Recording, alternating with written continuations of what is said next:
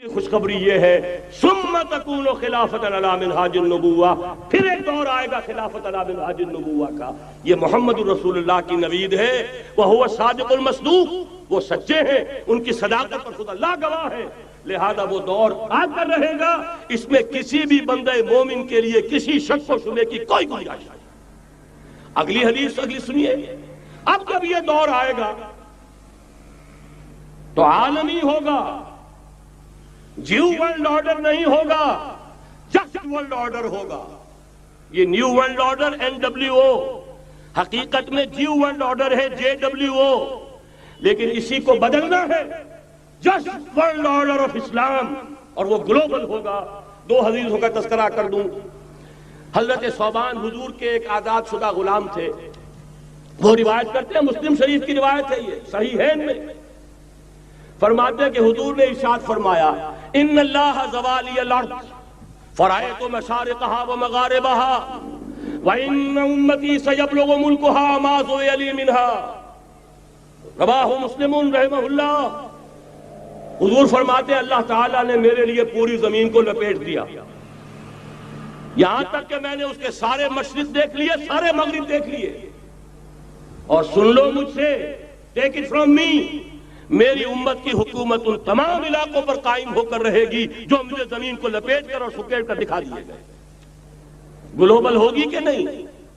دوسری حدیث سنیے، یہ پھر مسند احمد ابن حنبل کی ہے۔ حضرت مقداد بن اسود رضی اللہ تعالی عنہ فرماتے ہیں حضور نے فرمایا لا يبقى على ظهر الارض بيت وبر ولا مدر الا ادخله الله كلمة الاسلام بعز عزيز وذل ذليل اما يعزهم الله فيجعلهم من اهلها او يذلهم فيدينون لها۔ یہ ہے حدیث مسند احمد ابن حنبل کی۔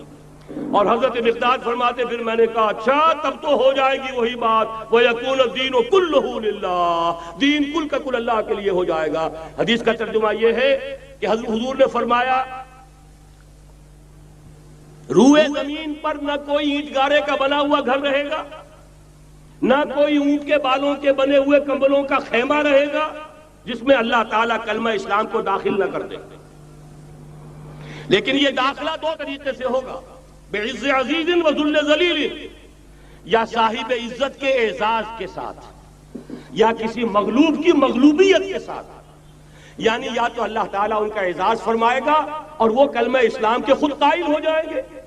جب گھر والا خیمے والا اسلام لے آئے گا تو اسلام اس کے گھر میں داخل ہوگا، اس کو بھی عزت نصیب ہوگی۔ وَلِلَّهِ الْعِزَّةُ وَلِرَسُولِهِ وَلِلْمُؤْمِنِينَ، عزت تو حق ہے اللہ کا، اس کے رسول کا اور اہل ایمان کا۔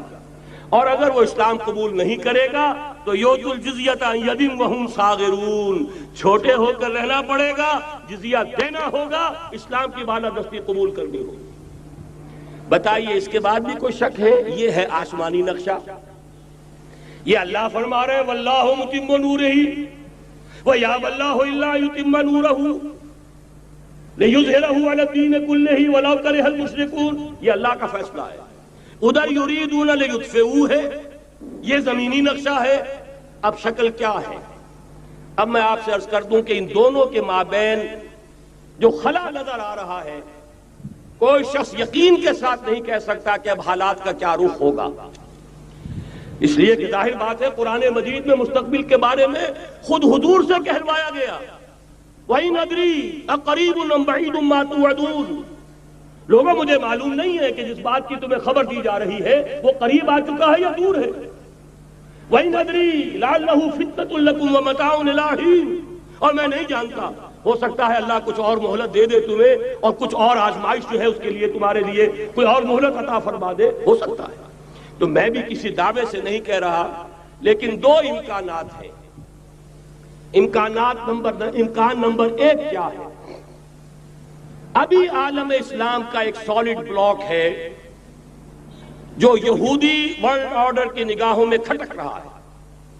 میں کھٹکتا ہوں دل یزداں میں کانٹے کی طرح۔ اگرچہ ان کی اسٹریٹجی کیا ہے؟ ایک ایک کر کے ان کے حصے بکھرے کر کے تیا پانچا کرو۔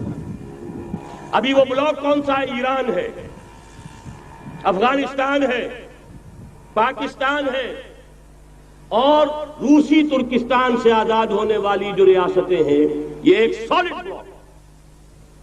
یہ عجمی مسلمان عربی نہیں، عربی گئے، یہ نوٹ کر لیجئے، اس لیے کہ عربوں کو اللہ نے فضیلت دی تھی، محمد ان میں سے تھے صلی اللہ علیہ وسلم، یہ رتبہ بلند ملا جن کو مل گیا، لیکن ساتھ ہی اللہ نے دھمکی بھی دے دی تھی سورہ محمد میں، ان تتولوا یستبدل قوما غیرکم، اگر تم پیٹھ دکھا دو گے اس مشن کو جو ہم نے تمہارے حوالے کیا ہے، تمہیں ہٹائیں گے، کسی اور کو لے آئیں گے۔ اور یہ بات ہو چکی ہے 13ویں صدی عیسوی میں، 1258 میں جب سقوط بغداد ہوا ہے، عربوں کے ہاتھ سے عالم اسلام کی قیادت چھین لی گئی، معذور کر دیا گیا۔ اس کے بعد قیادت کن کے ہاتھوں میں آئی؟ ترکوں کے ہاتھ میں، ترکان تیموری ہندوستان میں، ترکان صفوی ایران میں، ترکان سلجوقی مڈل ایسٹ میں، اور ترکان عثمانی کا تو کہنا ہی کیا ہے، وہ ایشیا مائنر سے چل کر آپ کو معلوم ہے کہ مشرقی یورپ کا کتنا بڑا علاقہ، دی گریٹ آٹومان امپائر اس صدی کے آغاز تک قائم تھی۔ اس صدی میں عجیب عجیب معجزے ہوئے ہیں۔ گریٹ آٹومان امپائر جو 3 بر اعظموں پر محیط، نام و نشان ختم۔ The great U S S R, نام و نشان ختم۔ اب تو روس صاحب ایک ملک کی حیثیت سے رہ گئے۔ یہ اس صدی میں دو اور وقت نہیں ہے میں اور آپ کو کیا بتاؤں، اس صدی میں تو بڑے بڑے عجیب عجوبے ہوئے ہیں، بڑی بڑی 2 عظیم جنگیں ہو چکی ہیں، تیسری جو ہے سر پر کھڑی ہے، دور نہیں ہے، جس کو حدیث میں کہا گیا ہے الملحمۃ العظمی، تاریخ انسانی کی عظیم ترین جنگ، اور وہی صلیبی جنگ جس کا آغاز بوسنیا سے ہو چکا ہے۔ بہرحال اس وقت جو میں کہہ رہا تھا، ورنہ میرے پاس تو یعنی یہ کہ درد دل کہنے کے لیے وقت نہیں ہے، مجھے اپنی بات کو محدود کرنا پڑ رہا ہے، لیکن میں اب آ رہا ہوں اصل موضوع کی طرف، کہ ایک امکان تو یہ ہے کہ اس بلاک میں اسلام کا احیاء ہو، اور اس کے لیے کچھ نویدیں بھی موجود ہیں احادیث نبویہ۔ وہ تو آپ نے سنا ہوگا اقبال کا شعر، میرے عرب کو آئی ٹھنڈی ہوا جہاں سے، میرا وطن وہی ہے، میرا وطن وہی ہے۔ حدیث میں آتا ہے یخرج ناس من المشرق یوتئون للمہدی، یعنی سلطان ہی، مشرق سے فوجیں نکلیں گی کہ جو کہ مہدی کی حکومت قائم کریں گی۔ یہ مہدی اہل تشیع کے مہدی اور ہیں، ہمارے مہدی اور ہیں۔ اہل تشیع کے عقیدے کے مطابق ان کے بعد میں امام جو روپوش ہو گئے تھے وہ امام مہدی ہیں، وہ ظاہر ہو جائیں گے، ابھی امام غائب ہیں، پھر وہ ظاہر ہو جائیں گے۔ ہمارے نزدیک یہ مہدی پیدا ہوں گے یا ہو چکے ہوں، اور یہ ہوں گے حضرت فاطمہ کی نسل ہی سے رضی اللہ تعالی عنہا، لیکن عالم عرب کے اندر پھر ایک طاقت بن کر ابھریں گے، باطل کی قوتوں کے خلاف جہاد کریں گے، لیکن ان کو مدد آئے گی 2 طرف سے، ایک زمینی مدد آئے گی مشرق سے، ایک آسمانی مدد آئے گی، عیسیٰ ابن مریم کا نزول، حضرت مسیح علیہ السلام جو زندہ آسمان پر اٹھائے گئے تھے نازل ہوں گے، اور در حقیقت ان 2 مددوں کے نتیجے میں پھر یہود کا قلعہ قمع ہوگا، اور یہی گریٹر اسرائیل ان کا گریٹر گریو یارڈ بن کر رہے گا، عظیم تر قبرستان بن کر رہے گا۔ اس کی بڑی واضح حدیثیں موجود ہیں، اس کی بڑی تفصیلی خبریں موجود ہیں، یہ احادیث کی کتب کے اندر، بدقسمتی سے ہماری اس کی طرف توجہ نہیں ہے۔ ایک تو یہ ہو سکتا ہے، اسی طریقے سے ایک اور حدیث ہے، یخرج من خراسان رایات سود، اور یہ مسلم شریف کی روایت ہے، نوٹ کیجئے گا، نہیں ترمذی شریف کی روایت ہے، یخرج من خراسان رایات سود لا یرجوها شیء حتی تنصب بإیلیا، اور خراسان حضور کے زمانے میں آج کے افغانستان کا نام تھا۔ یہ افغانستان میں جو جہاد ہوا ہے، غلطیاں ہوئی ہیں اور غلطیوں کا خمیازہ بھگت رہے ہیں، یہ تو اللہ تعالیٰ کی سنت ہے جس میں اللہ نے صحابہ کو بھی ایگزمپٹ نہیں کیا، غلطی کی سزا دی ہے۔ 35 صحابہ کی غلطی غزوہ احد میں ہوئی، جہاں سے حکم تھا کہ مت ہٹنا، 50 میں سے 35 ہٹ گئے، نتیجہ کیا نکلا؟ فتح شکست میں بدل گئی، 70 صحابہ شہید ہو گئے۔ اللہ تعالیٰ نے فرمایا وَلَقَدْ صَدَقَكُمُ اللَّهُ وَعْدَهُ إِذْ تَحُسُّونَهُم بِإِذْنِهِ حَتَّىٰ إِذَا فَشِلْتُمْ وَتَنَازَعْتُمْ فِي الْأَمْرِ وَعَصَيْتُمْ مِن بَعْدِ مَا أَرَاكُم مَّا تُحِبُّونَ۔ مسلمانوں، ہم سے گلہ نہیں کر سکتے، ہم نے اپنا وعدہ سچا کر دکھا دیا تھا، جبکہ تم انہیں گاجر مولی کی طرح کاٹ رہے تھے، لیکن جب تم ڈھیلے پڑ گئے، تم نے ڈسپلن کو توڑا، تم نے اختلاف کیا تو سزا دیا۔ تو اگر صحابہ کرام رضوان اللہ تعالی علیہ مجمعین، خیر الناس بعد الانبیاء، پوری نوع انسانی کے اندر انبیاء کے بعد بلند ترین انسان، اگر ان کی بھی غلطی کا خمیازہ جو ہے اللہ نے چکھایا، کیوں چکھایا؟ ضروری تھا، آئندہ کے لیے سبق ہو جائے۔ یہ وَلِيُمَحِّصَ مَا فِي قُلُوبِكُمْ، تاکہ تمہارے دلوں کے اندر اگر کہیں کوئی کھوٹ ہے اور پاک کر دیں ہم۔ اس لیے بہرحال غلطیاں ہوئی ہیں افغانستان میں، ایک امام کے ساتھ بیعت نہیں تھی، بلکہ بدقسمتی اور بڑھ کر یہ ہے بیعت کر کے توڑ دی۔ عبد الرسول سیاف صاحب کے ہاتھ پر ہمارے پاکستان کے 7 گروپ جو تھے، انہوں نے عین حرم میں بیٹھ کر بیعت کی اور پاکستان آ کر بیعت توڑ دی۔ سزا اس کی مل رہی ہے، آپس کی خانہ جنگی یوں ہی نہیں ہو رہی، کوئی سبق ہے، لہذا یہ سزا تو ملے گی، لیکن جتنا خون یہاں پر خلوص کے ساتھ دیا گیا ہے اس کی مقدار بھی کم نہیں ہے، یہاں سے خیر برآمد ہوگا۔ اور دوسری بات اپنے بارے میں نوٹ کر لیجئے، یہ پاکستان، بچا کھچا Pakistan, what remains of Pakistan, یہ اصل میں ہے کیا؟ مولانا بہت خوبصورت انداز میں فرما رہے تھے، یہ 313 نہیں تھے، اسلام تھا۔ اسی طرح نوٹ کیجئے، پاکستان نہیں ہے، 4 صدیوں کی تجدیدی مساعی کا حاصل ہے۔ آپ نے کبھی نوٹ کیا ختم نبوت کے بعد اب سب سے اونچا منصب کس کا ہے؟ مجددین۔ سنن ابی داؤد کی روایت، ان اللہ یبعث فی هذه الامہ علی راس کل 100 عام من یجدد لها دینها۔ اور نوٹ کیجئے، کوئی بات ہے 1000 برس تک سارے مجدد عالم عرب میں پیدا ہوئے، جیسے ہی دوسرا 1000 سال شروع ہوا، الف ثانی کا مجدد اعظم شیخ احمد سرہندی کہاں تھا؟ صنم خانہ ہند میں حاضر ہوا۔ میں شیخ مجدد کی لحد پر، وہ خاک کے ہے زیر فلک مطلع انوار، گردن نہ جھکی جس کی جہانگیر کے آگے، جس کے نفس گرم سے ہے گرمی آرا۔ وہ پھر 12ویں صدی کا مجدد اعظم امام الہند شاہ ولی اللہ دہلوی، 13ویں صدی کا مجدد اعظم سید احمد بریلوی، اس کے خون کا امین اور اس کے ساتھ کے شہداء کے خون کا امین، ان کے جسموں کا امین آپ کا خطہ ہزارہ، آپ کا خطہ سوات، اس میں ان کی جانیں ہیں جو دی گئی ہیں۔ اور وہ نہایت میں آپ سے عرض کر دوں، دور صحابہ کے بعد اتنا خالص اسلامی جہاد پوری مسلمان تاریخ میں نہیں ملے گا جتنا وہ تحریک شہیدین کا۔ 14ویں صدی ہجری میں شیخ الہند جیسا مجاہد اعظم کہ انگریز نے گرفتار کر کے قید بھی کیا ہے، تو کہاں؟ ہندوستان میں نہیں، کہاں؟ جزیرہ سائرس، کیا نام تھا؟ مالٹا، جزیرہ مالٹا بحر روم میں۔ اقبال کے نفس سے ہے لالے کی آگ تیز، ایسے غزل سرا کو چمن سے نکال دو، کہیں ہندوستان کی کسی جیل میں ہوا تو شاید اس کے نفس کی گرمی ہی سے کوئی حرارت پیدا ہو جائے۔ اور اسی صدی میں 14ویں صدی ہجری میں اقبال جیسا مفکر، اسی 14ویں صدی ہجری میں مودودی جیسا مصنف، اسی 14ویں صدی ہجری میں مولانا الیاس جیسا مبلغ رحمہم اللہ، عظیم شخصیتیں آج پورے عالم اسلام میں آپ کو تبلیغی دوست ملیں گے۔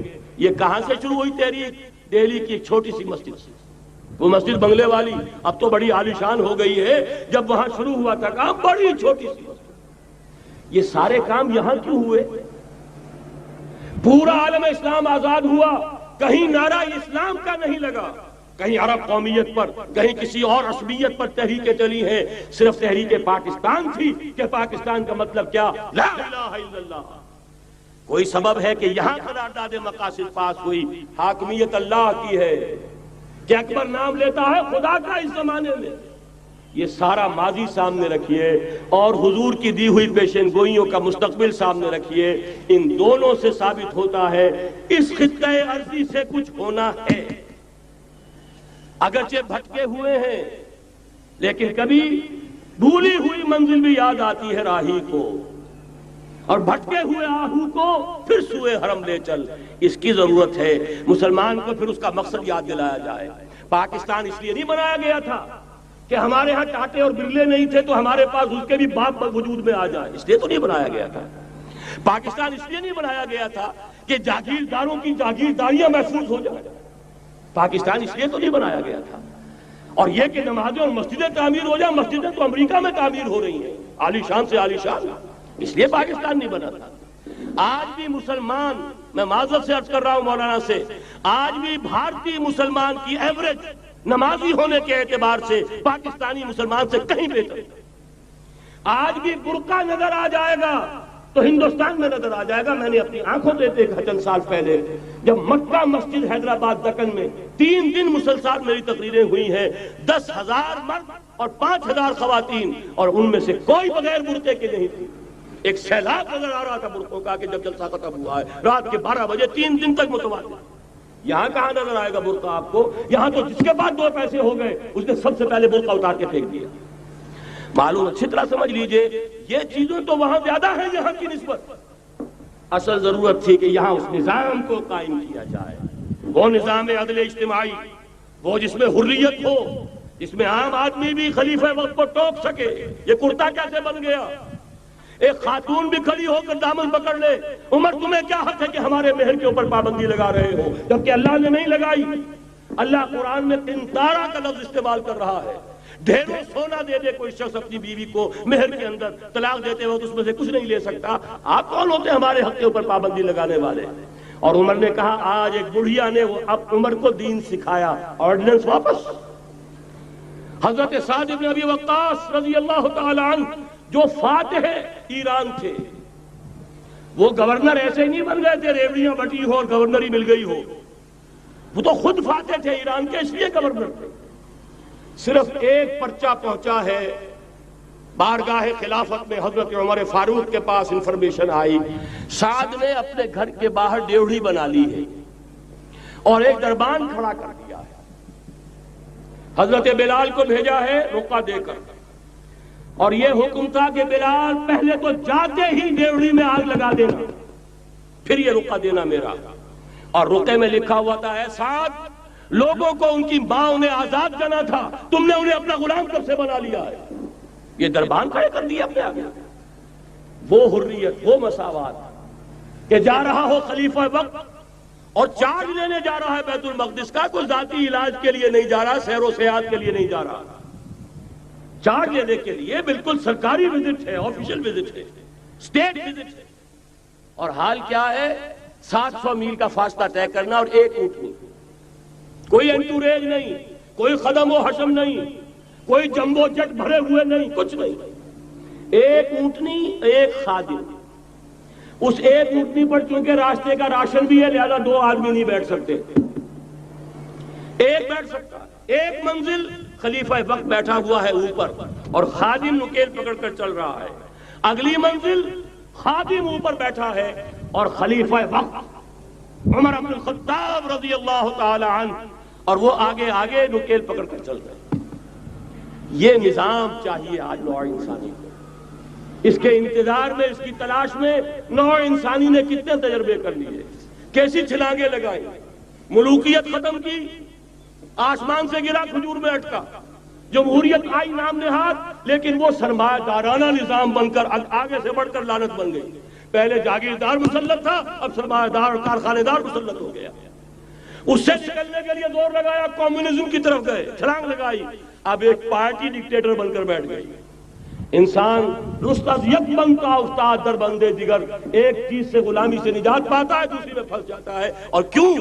کہ وہ نظام عدل اجتماعی جو محمد عربی کو دے کر بھیجا گیا تھا، اس کے کسٹوڈین سوئے ہوئے، اس کے کسٹوڈین کو اندازہ ہی نہیں۔ یہ نسخہ تو ہمارے پاس تھا، ہمیں عمل کرنا تھا اور دنیا کے سامنے پیش کرنا تھا۔ پاکستان بنایا اس لیے گیا تھا کہ ہم اس کا ایک نمونہ دنیا کے سامنے پیش کریں گے۔ قائد اعظم نے فرمایا تھا کہ ہم یہ چاہتے ہیں کہ پاکستان کی صورت میں عہد حاضر میں اسلام کے اصول حریت و اخوت و مساوات کا ایک نمونہ قائم کر کے دکھائیں۔ کہاں ہے وہ؟ بھٹک گئے، سو گئے۔ بہرحال اب بھی وقت ہے، جب تک سانس تب تک آس۔ میرے عزیز نے تو ڈرایا ہے اور صحیح ڈرایا ہے۔ اللہ تعالیٰ نے 25 برس انتظار کیا تھا، پہلے عذاب کا کوڑا پھر مارا ہماری پیٹھ پر۔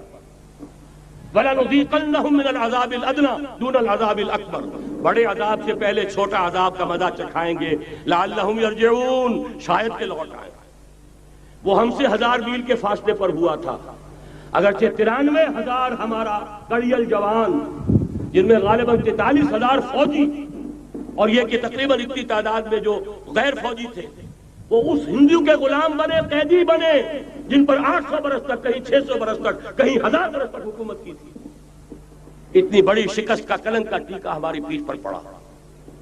پہلے عذاب کا کوڑا آ گیا تھا، 25 برس ہو گئے تھے قمری حساب سے، نوٹ کر لیجئے، یہ نہ سمجھیے 24.25 برس ہوئے تھے، 24.25 برس قمری حساب سے 25 برس تھے۔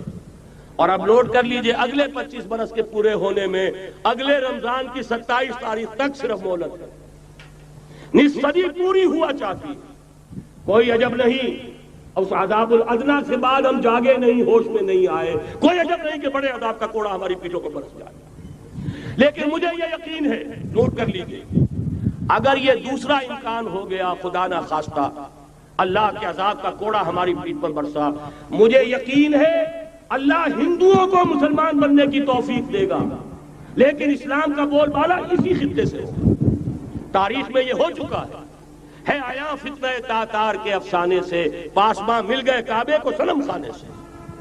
تاتاریوں کے ہاتھوں کروڑوں مسلمان قتل ہوئے، لیکن اسلام نے تاتاریوں کو فتح کر لیا، اور پھر اسلام کا مسلمانوں کا دوسرا دور عروج انہی تاتاریوں کی مختلف شاخوں کے تحت ہوا۔ وہ تاتاری ہی تو تھے، وہ سارے ہورس، ٹرکش ہورس، ترکان تیموری، ترکان صفوی، ترکان سلجوقی، ترکان عثمانی، وہی تو سٹاک تو وہی ہے آیا فتنہ تاتار کے افسانے سے، پاسباں مل گئے کعبے کو صنم خانے سے، اس لیے کہ حضور نے فرمایا مشرق سے ہوگا، یہاں سے فوجیں چلیں گی، تو کوئی عجب نہیں۔ بہرحال یہ دو امکانات ہیں، لیکن اس کا فیصلہ تیرے ہاتھوں میں ہے، دل یا بدن، سیدھی بات۔ اگر تو اب بھی ہم ٹھیک ہو جائیں، جاگ جائیں، ہوش میں آ جائیں، قوم یونس کی طرح توبہ کر لیں، تو بغیر عذاب کے کوڑے کے رحمت خداوندی ہم پر سایہ کرے گی۔ اگر ہم نہ جاگے تو وہ عذاب کا کوڑا آئے گا۔ یہ نہیں میں کہہ سکتا ان ادری قریب بعید ما توعدون، یہ میں نہیں کہہ سکتا، یقین کے ساتھ جانتا ہوں کہ آئے گا، لیکن یہ کہ اس کے بعد بھی یہیں سے بول بالا ہوگا۔ اگر ہمارے ذریعے نہیں تو ان کے ذریعے سے جو ہمیں شکست دے کر پھر اسلام قبول کر لیں گے، لیکن کیوں نہ پہلے ہی راستے پر چلنے کی کوشش کریں۔